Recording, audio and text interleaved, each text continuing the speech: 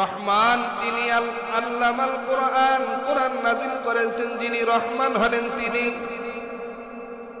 আর রহমান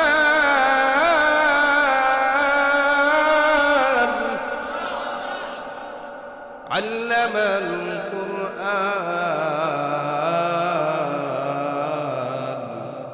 কোরআন নাজিল করেছেন যিনি রহমান হলেন তিনি। এরপরে আল্লাহ বলেন খালাকাল ইনসান, মানুষ সৃষ্টি করেছেন যিনি রহমান হলেন তিনি।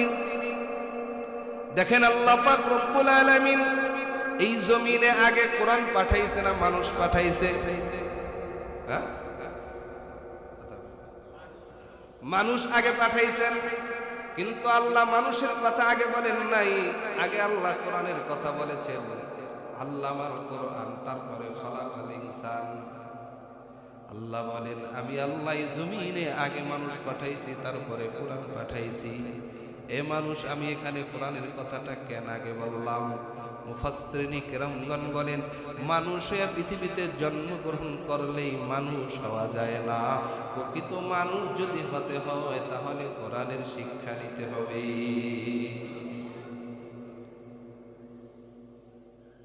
মানুষ দুই প্রকার, জন্মগত মানুষ, গুণগত মানুষ। মানুষের পেটে জন্ম নিলে জন্মগত মানুষ হওয়া যায়, গুণগত মানুষ হওয়া যায় না। গুণের মানুষ হইতে হইলে গুণের শিক্ষা ভিতরে থাকতে হবে। ঠিক না? শিক্ষাও দুই প্রকার, ইলমে রহমানি, ইলমে শয়তানি। এক হলো আল্লাহর শিক্ষা, আর এক হলো শয়তানের শিক্ষা। গুণগত মানুষ হইতে হইলে, গুণের মানুষ হইতে হইলে কোরআনের শিক্ষা ব্যতীত কেউ গুণের মানুষ হতে পারবে না। ঠিক নেই? কোরআনের শিক্ষা ব্যতীত কেউ গুণের মানুষ হওয়া সম্ভব না। এরপরে আল্লাহ বলেন আল্লামাহুল বায়ান, বর্ণনা শিক্ষা দিয়েছেন যিনি রহমান হয়েছেন তিনি। বলেন আমাদেরকে বর্ণনা শিক্ষা দিয়েছেন কে? নবীর সাহাবী কোরআন তেলাওয়াত করতেছেন, কোরআন তেলাওয়াত করতেছেন, কোরআনের তেলাওয়াত করে আর ঘোড়াটা লাফাইতে থাকেন। ভয়, আমার সন্তানের উপরে যদি ঘোড়াটা পড়ে যায় সন্তান ক্ষতিগ্রস্ত হয়ে যাবে। কোরআনের তেলাওয়াত বন্ধ করে দিয়েছেন। সাহাবী নবীর দরবারে হাজির হয়ে বলেন ইয়া রাসূলুল্লাহ, ইয়া হাবিবাল্লাহ, আমি যখন কোরআনের তেলাওয়াত করি আমার পাশে বেঁধে রাখা ঘোড়াটা বড় লাফাইতে থাকে, লাফাইতে থাকে। ও নবী, কেন ঘোড়াটা লাফায় আমি একটু জানতে চাই। আমার নবী বলে সাহাবী, তোমার তেলাওয়াত এত সুন্দর, এই সুন্দর তেলাওয়াত শুনবার জন্য আসমানের নূরের রহমতের ফেরেশতারা জমিনে নামতেছিল।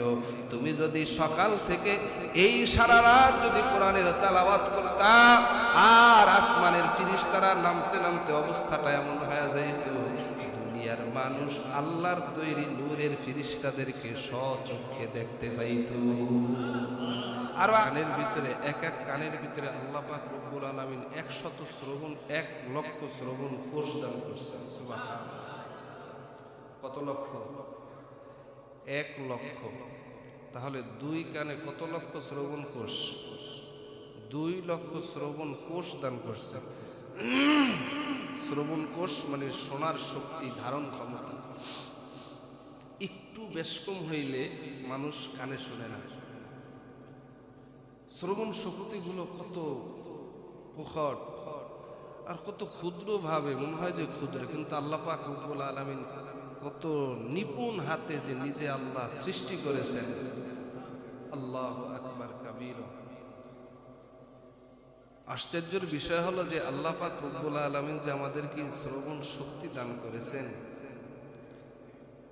একটু বেশ কম হলেই দেখা যায় পর্দা ফাইটা যায়।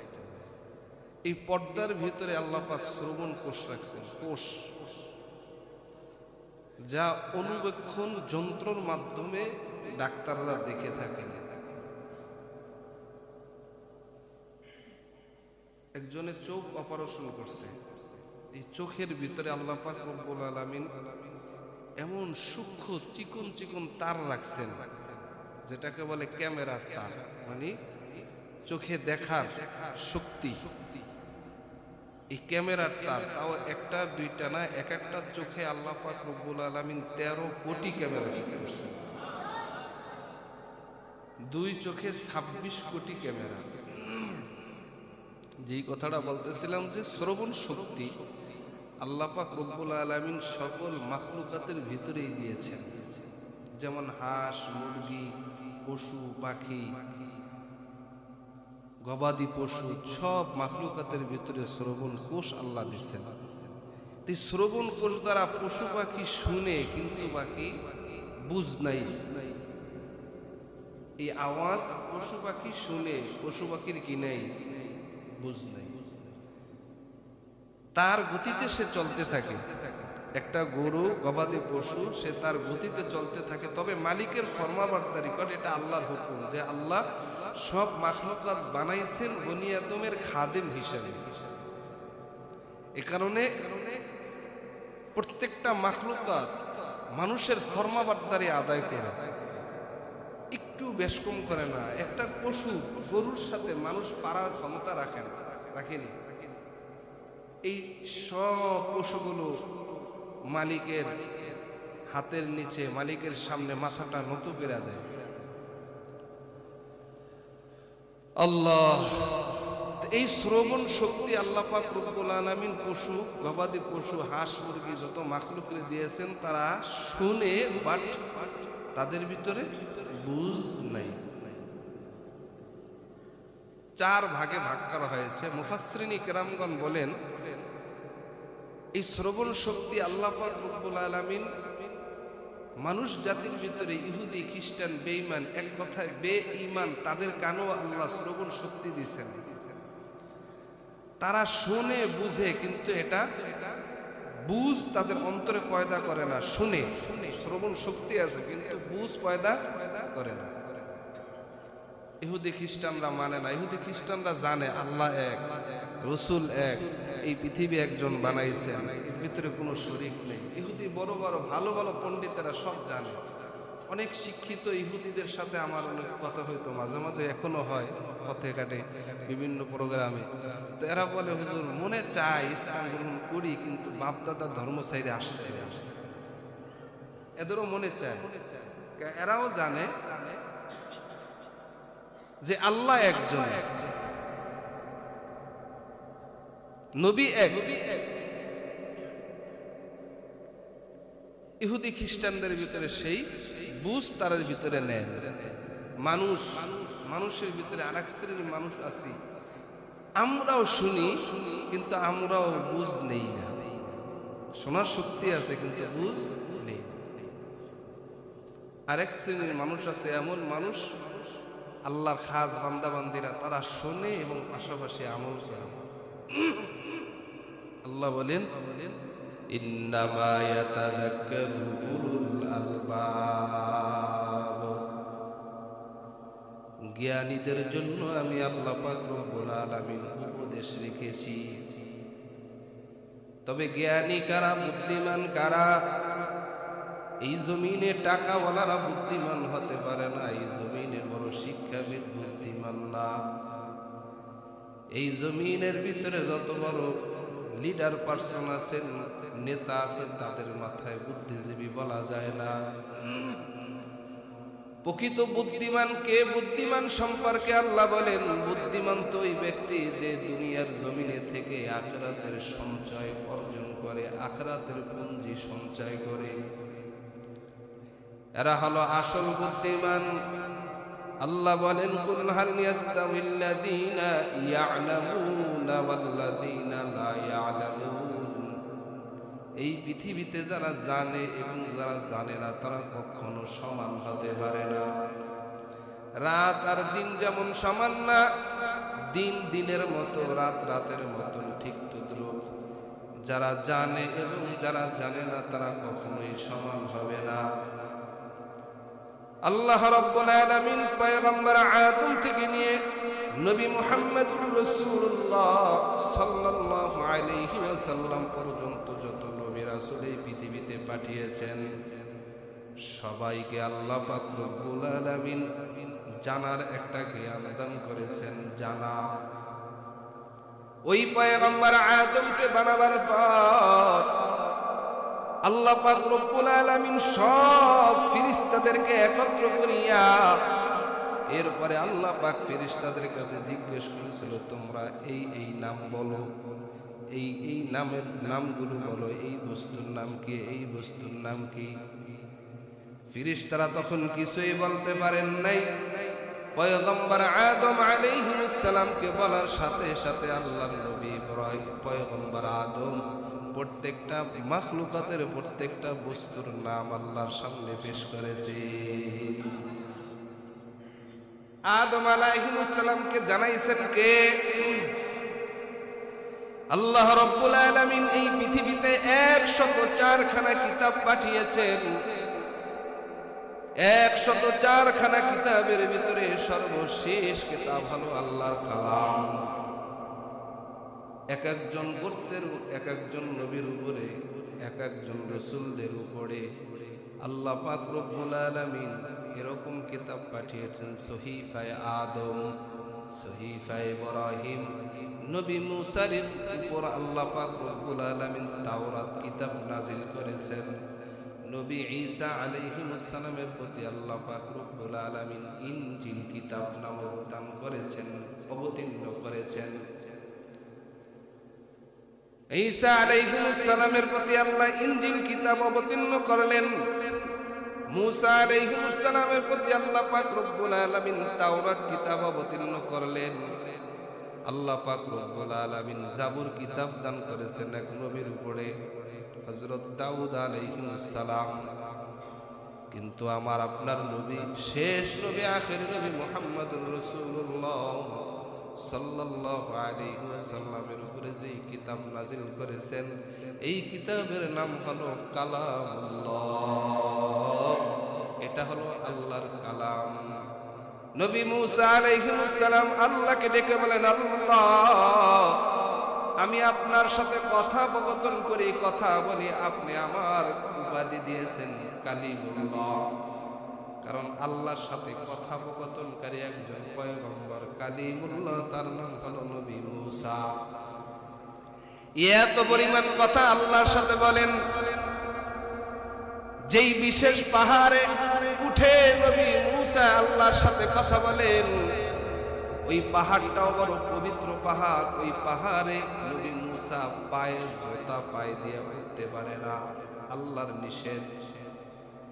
আল্লাহ পাক বলেন, নবী মুসা, আমার সাথে যদি কথা বলতে চাও তাহলে এখানে জুতা পায়ে উঠতে পারবা না, খালি পায়ে উঠতে হবে। একটু সুবহানাল্লাহ জোরে বল। নবী মুসা আল্লাহর সাথে কথা বলেন, খালি পায়ে উঠেন। একদিন নবী মুসা আল্লাহকে ডেকে বলেন, আল্লাহ, ও দয়ার মালিক, আমি আপনার সাথে কথোপকথন করি, আপনার সাথে যেই কথা আদান প্রদান করি, আপনি আমার সাথে কথা বলেন। এই পৃথিবীতে আমার মতন কথা বলার আর কোন লোক এই পৃথিবীতে আগমন করবেনি।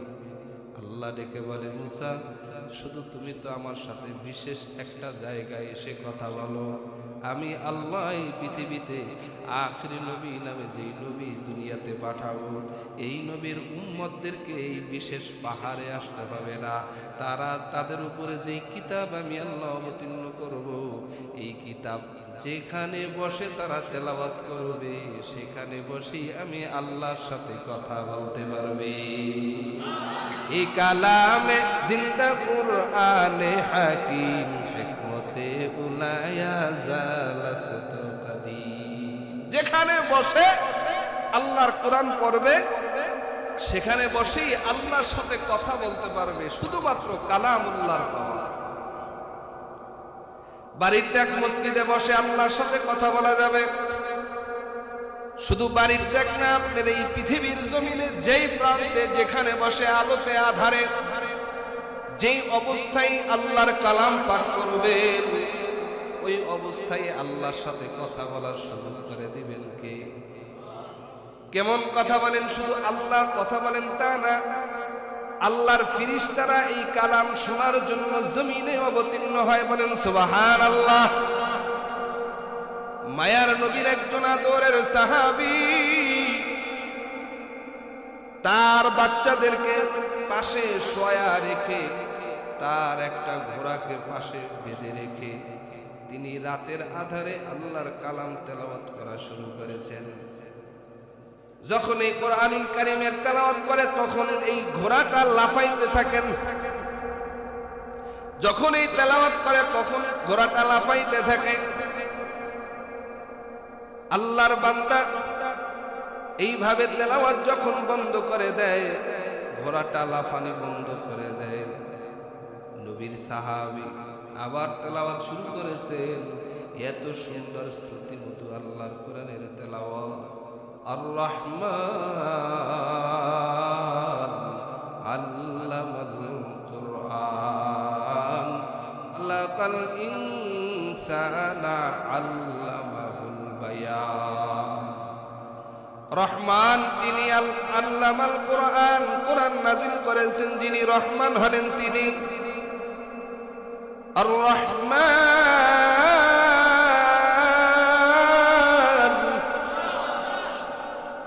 আল্লামাল কোরআন, কোরআন নাযিল করেছেন যিনি রহমান হলেন তিনি। এরপরে আল্লাহ বলেন খালাকাল ইনসান, মানুষ সৃষ্টি করেছেন যিনি রহমান হলেন তিনি। দেখেন আল্লাহ পাক রব্বুল আলামিন এই জমিনে আগে কোরআন পাঠাইছে না মানুষ পাঠাইছে? মানুষ আগে পাঠাইছেন, কিন্তু আল্লাহ মানুষের কথা আগে বলেন নাই। আগে আল্লাহ কোরআনের কথা বলেছেন, আল্লামাল কোরআন, তারপরে খালাকাল ইনসান। আল্লাহ বলেন আমি আল্লাহ জমিনে আগে মানুষ পাঠাইছি, তারপরে কোরআন পাঠাইছি। এ মানুষ, আমি এখানে কোরআনের কথাটা কেন আগে বললাম? মুফাসসিরিন কিরামগণ বলেন মানুষ পৃথিবীতে জন্মগ্রহণ করলেই মানুষ হওয়া যায় না। প্রকৃত মানুষ যদি হতে হয় তাহলে কোরআনের শিক্ষা নিতে হবে।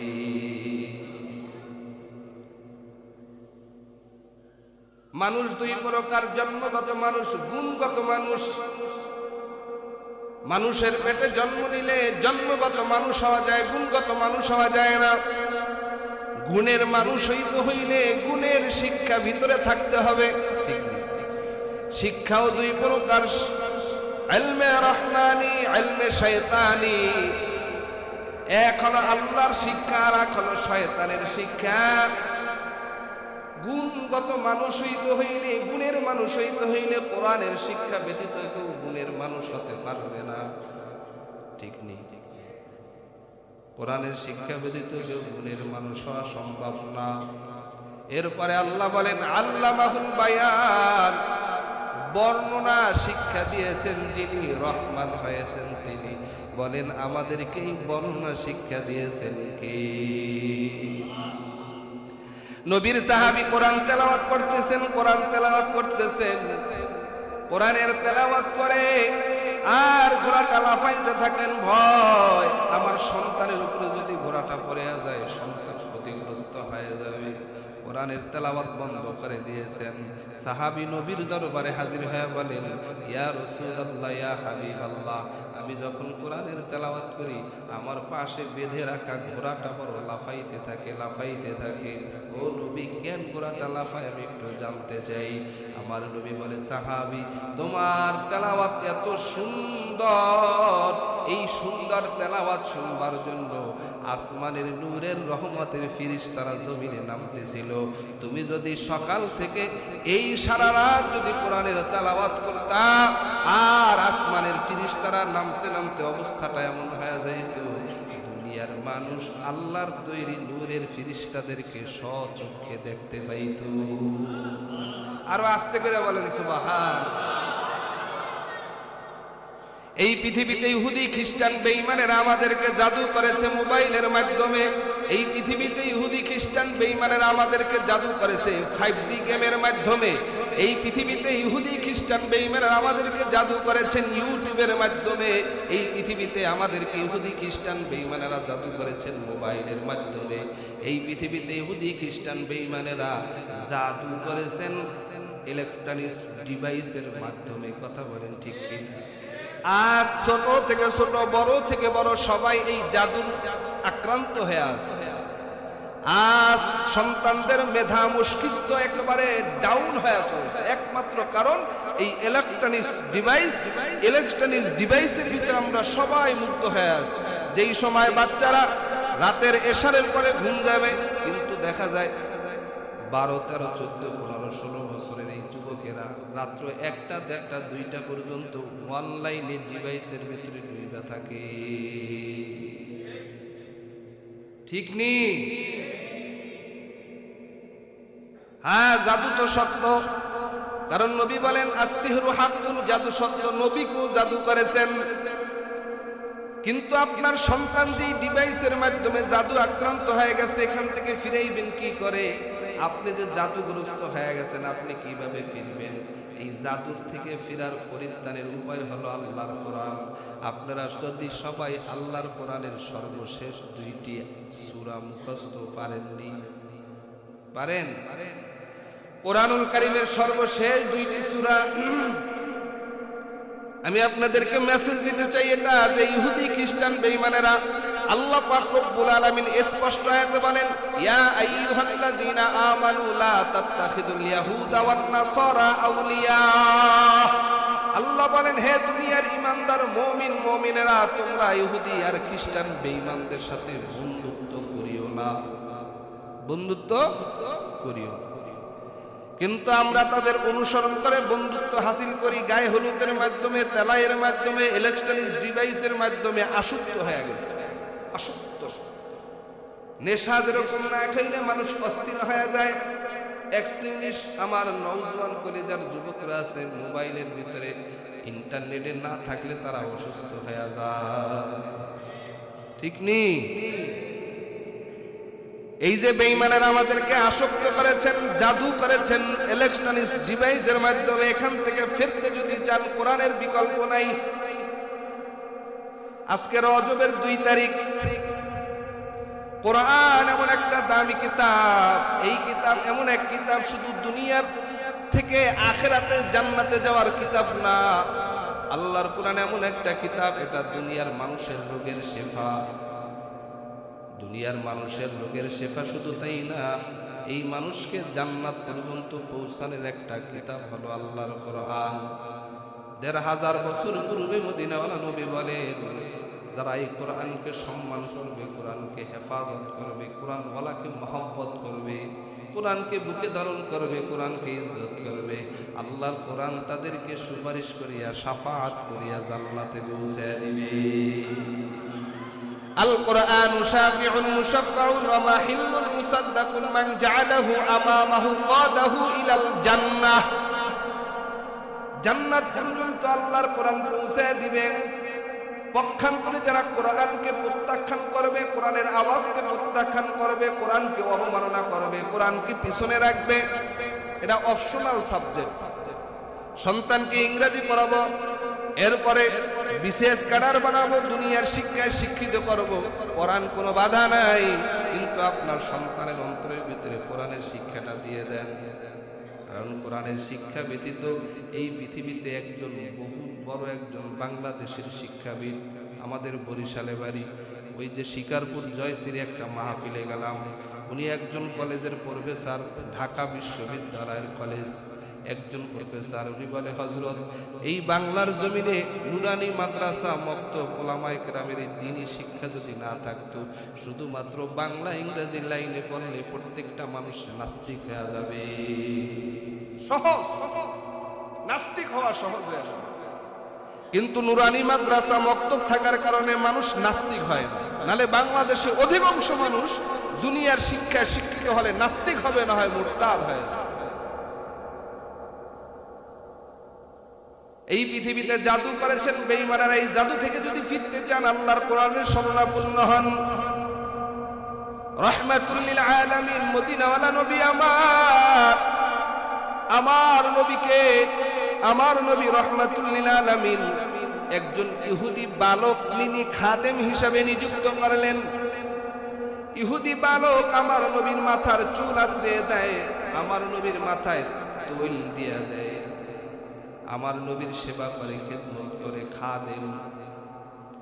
এই ইহুদি বালক নবীর খেদমত করে, নবীর খাদেম। এক ইহুদি বড় পণ্ডিত, তিনি এই বালককে ডেকে বলে, আমার ইহুদি ভাই, তুমি যদি রহমাতুল লিল আলামিন মদিনাওয়ালা নবীর কাছ থেকে 11টা চুল আর 11টা চিরুনির দাঁত এনে দিতে পারো, তাহলে তোমাকে আমি বড় পুরস্কার দিব। বালক তো রাজি হয়ে গেছেন। নবীর আমার এই নবীর 11টা চুল আর 11টা চিরুনির দাঁত আইনা ইহুদির কাছে দিলেন। ইহুদি আমার নবীকে জাদু করলেন। ইহুদি নবীকে জাদু করার পর নবী 1 দিন আর 2 দিন না, দীর্ঘ 6 মাস পর্যন্ত বিছানায় শায়িত হয়ে আছেন। নবী এমন অসুস্থ হয়ে গেল, আমার নবীর অসুস্থতা এত তীব্র আকার ধারণ করলো, তাফসিরে ইবনে কাসিরে উল্লেখ করা হয় নবীজির চুল মোবারক মাথা থেকে পড়ে গেল, একটা চুল নেই। এমনকি নবী মাঝে মাঝে নাকের সামনে থেকে কি যেন তারায়, মনে হয় মাছি তারাইতেছেন। কিন্তু আমার নবী এমন নবী, যেই নবীর উপরে আল্লাহ পাক রব্বুল আলামিন মশা মাছি করা হারাম করে দিয়েছেন। সুবহানাল্লাহ কইেন। আমার নবীর উপরে আল্লাহ মশা মাছি করা হারাম। ওই নবী হাত দ্বারা মাছি তারাইতেছেন, এত অসুস্থ হয়ে গেছেন, খেয়াল হারায়া ফেলাইছেন। 6 মাস পর্যন্ত নবীর কাছে ওহী নাই, জিবরাইল আমিন আসা বন্ধ। নবী অসুস্থ হয়ে গেলেন, দীর্ঘ 6 মাস পর্যন্ত নবী বিছানায় শুয়ে আছেন। আজও বাংলাদেশের মানুষ একে অপরের জাদু করে, ক্ষতি করে। জাদু একটা মারাত্মক খারাপ জিনিস। নবী আমারে অসুস্থ হয়ে গেল, অসুস্থ অবস্থায় রহমাতুল লিল আলামিন আরাম করতেছেন, একটু তন্দ্রায় ঘুম যাইতেছেন। ঘুমের ভিতরে নবী আমার স্বপ্ন দেখতেছেন, 2 জন ফেরেশতা রহমাতুল লিল আলামিনের সামনে হাজির। এই আপনারা ঘুমাইতেছেন, সব জায়গায় পাওয়া যাইব না, সব কথা আসে না তো সব সময়। 2 জন ফেরেশতা নবীর সামনে ঘুমের ভিতরে আসছেন। রহমাতুল লিল আলামিন নবী আমার স্বপ্ন, এটা ওহী। সুবহানাল্লাহ। নবীজির স্বপ্ন কি? ওহী। নবী আমার স্বপ্নে দেখতেছেন একজন ফেরেশতা অপর ফেরেশতার সাথে কথোপকথন করতেছেন। একজন ফেরেশতা অপর ফেরেশতাকে ডেকে বলে, ভাই এই লোকটার কি হলো? আর এক ফেরেশতা বলে, তুব্বা, সে অসুস্থ। আবার ফেরেশতা জিজ্ঞাসা করে, মা তুরা বাতুন, সে কি অসুস্থ? সে তো জাদুগ্রস্ত। আবার ফেরেশতা প্রশ্ন করে, তাকে কে জাদু করলেন? আবার ফেরেশতা উত্তর দেয়, তাকে লাবিব ইবনে আসম, সে জাদু করেছেন। কিভাবে জাদু করলেন? নবীজির মাথার থেকে 11টা চুল আর তার চিরুনির থেকে 11টা দাঁত নিয়া, এই চুল আর দাঁত দিয়া তিনি জাদু করলেন। কিভাবে জাদু করলেন? বলে এই জাদু করেছেন এরকম ভাবে, জারওয়ান নামক এক গর্ত আছে, ওই গর্তের ভিতরে এক কূপ আছে, কূপের নিচে, একেবারে কূপের নিচে একটা পাথর দিয়া এই চুল আর চিরুনির দাঁত চাপা দিয়ে রাখছেন। নাউযুবিল্লাহ। দীর্ঘ 6 মাস নবী বিছানায় শুয়ে আছে। কেমন নবী? রহমাতুল লিল আলামিন, ইমামুল মুরসালিন, খাতামুন নবিয়্যিন, 2 জাহানের বাদশা। 6 মাস জাদু আক্রান্ত হইয়া এরপরে বিছানায় শুয়ে আছেন, মাথায় একটা চুল নাই। কোরআন এমন একটা দামি কিতাব, 6 মাস পর্যন্ত নবী বিছানায় শায়িত। দেখার সাথে সাথে নবীজি ঘুম ভেঙে গেছে। ঘুমের থেকে উঠে সাহাবায়ে কেরামের সামনে যখন নবী বললেন, সাহাবীরা দৌড় সেই জারওয়ান নামক করতে যাইয়া ওই কূপ খনন করে দেখেন, হ্যাঁ ঠিকই সেই পাথরের নিচে 11টা চুল আর 11টা চিরুনির দাঁত দিয়া চাপা দিয়া রাখছে। সাহাবায়ে কেরাম সেই 11টা চুল আর 11টা চিরুনির দাঁত রাহমাতুল লিল আলামিনের সামনে হাজির। এমন সময় আল্লাহ পাক রব্বুল আলামিন আসমান থেকে জিবরাইল আমিনকে নবীর কাছে প্রেরণ করেছেন। জোরে বলেন আল্লাহু আকবার। জিবরাইল আমিন এসে নবীর কাছে বলে, পয়গম্বর আপনি কোনো টেনশন করবেন না, আপনি পড়তে থাকেন কুল আউযু বিরাব্বিল ফালাক। একবার নবী পড়লেন কুল আউযু বিরাব্বিল ফালাক, পড়ার সাথে সাথে দেখেন একটা চুলের গিরা খুইলা গেছেন। দ্বিতীয়বার আবার পড়লেন কুল আউযু বিরাব্বিল ফালাক মিন শাররি মা খালাক, আবার দ্বিতীয় চুলের গিরাটা খুইলা গেলেন। এইভাবে রাহমাতুল লিল আলামিন দুইটা সূরা পাঠ করলেন, সূরাতুল ফালাক আর সূরাতুন নাস। এই দুইটা সূরার ভিতরে আল্লাহ পাক রব্বুল আলামিন 11টা আয়াত রেখেছেন। 11টা আয়াত নবী পাঠ করলেন, সাথে সাথে 11টা চুলের গিরা খুলে গেল।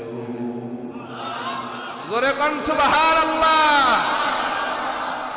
এটা হলো জাদু যুক্তির জন্য। আল্লাহ বলেন ওয়ানুনাজ্জিলু মিনাল কুরআন মা হুয়া শিফাa'un ওয়া রাহমাতুল লিল মুমিনিন।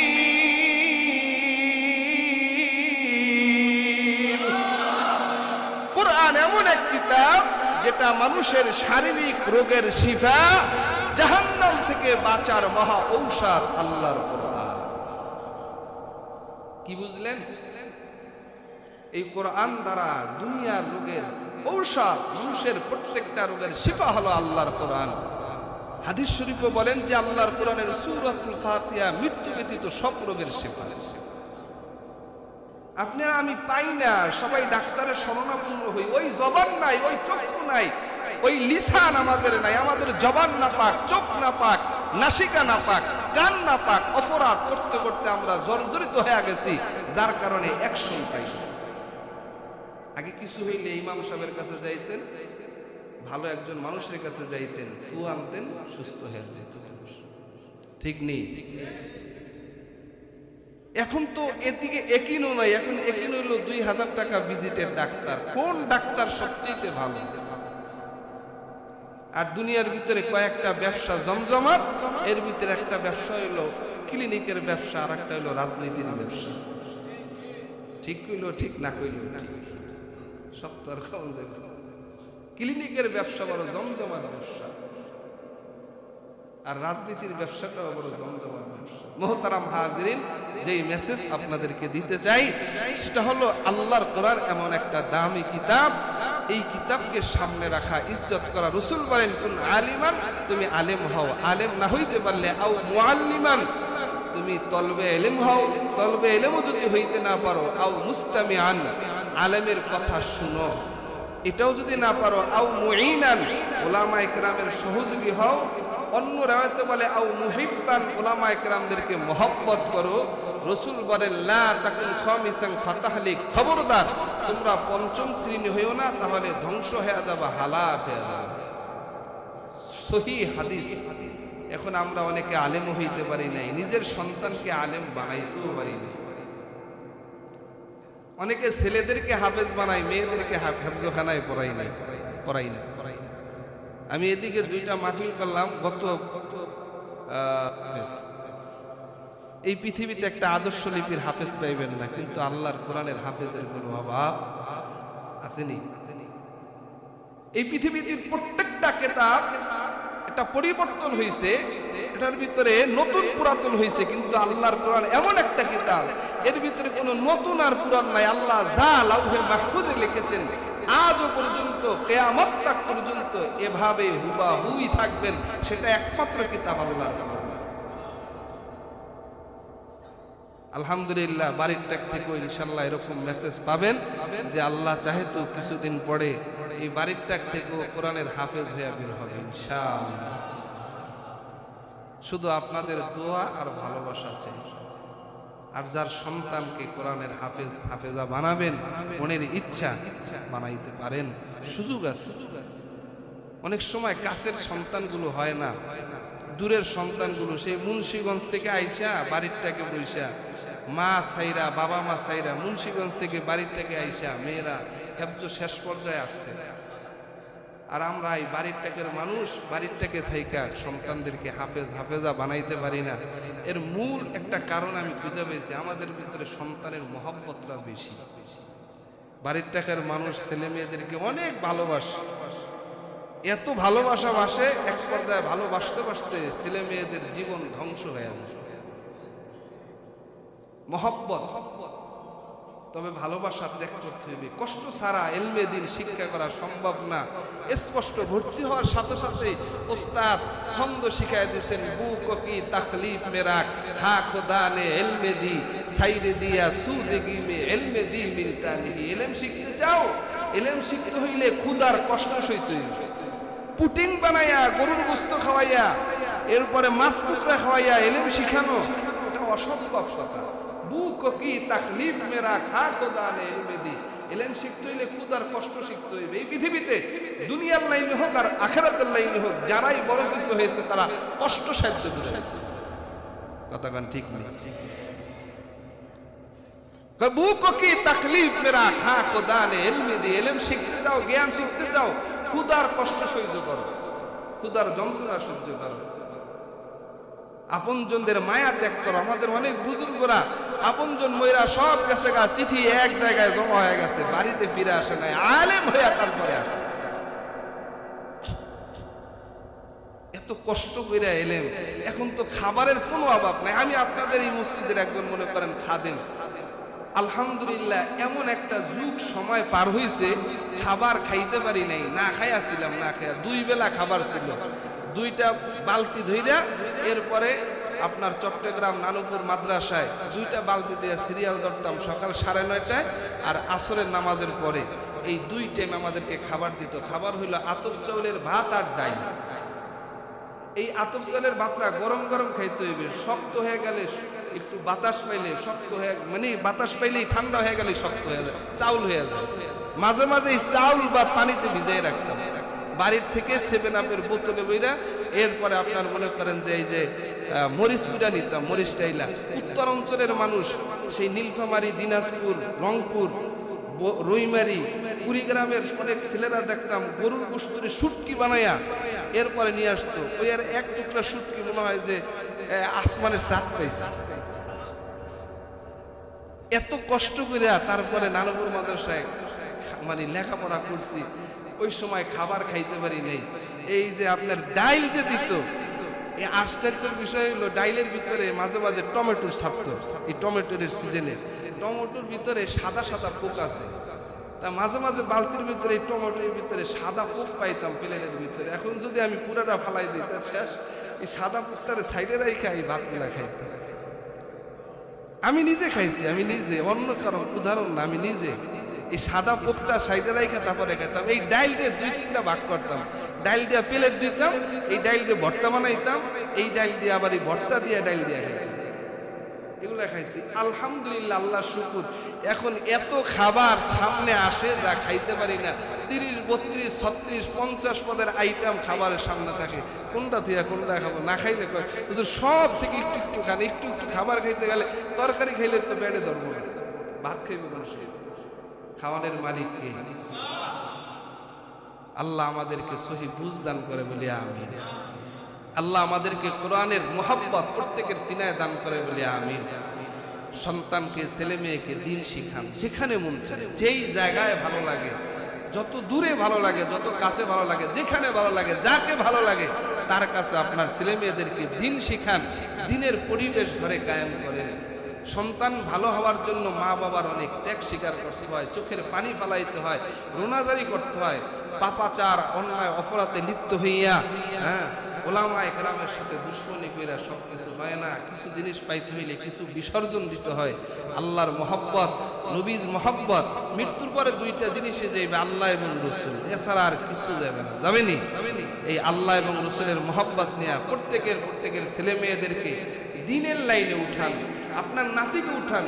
হযরত জাকারিয়া রাহমাতুল্লাহ আলাইহি লিখেন কিতাবের ভিতরে যে তিনি এক কবরস্থানে যাইতেছেন, কাশফওয়ালা মানুষ আল্লামা জাকারিয়া রাহমাতুল্লাহ আলাইহি, শাইখুল হাদিস, শাইখুল হিন্দ আল্লামা জাকারিয়া রাহমাতুল্লাহ বলে, আমি কবরের কিনারায় দাঁড়াইলাম, দেখি এক কবরে মানুষজন এসে ভিড় জমায় আর জায়গায়, উঠো উঠো তোমার সন্তান আসছে। কিতাবে লেখেন যে দাদাই বলে গেছে যে আমার সন্তান আলেম বানাইতে পারি নাই, মেয়েকে আলেম দিন শিখাইতে পারি নাই, ছেলেকে দিন শিখাইতে পারি নাই। তবে ছেলে তোমার কাছে একটা দাবি, তোমার থেকে যদি কোনো নাতিপুতি আমি পাই, এই নাতিপুতি আমি দুনিয়াতে না থাকলেও মাদ্রাসায় দিয়েছে।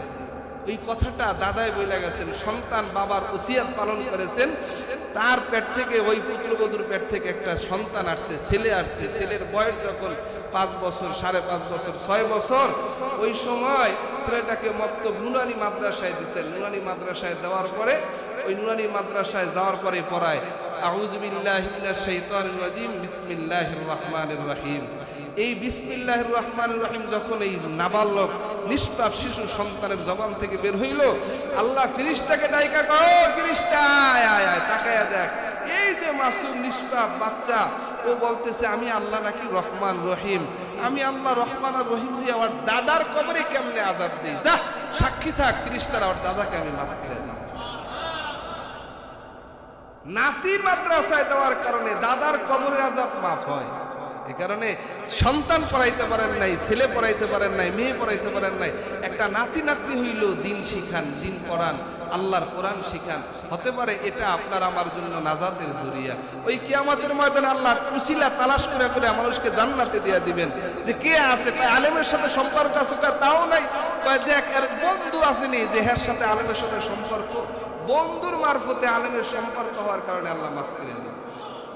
আল্লাহ পাক আমাদের সবাইকে আল্লাহর কোরআন, রাসূলুল্লাহ সাল্লাল্লাহু আলাইহি সাল্লামের হাদিস অনুযায়ী আমাদেরকে জিন্দেগি যাপন করবার তৌফিক দান করে বলি আমিন।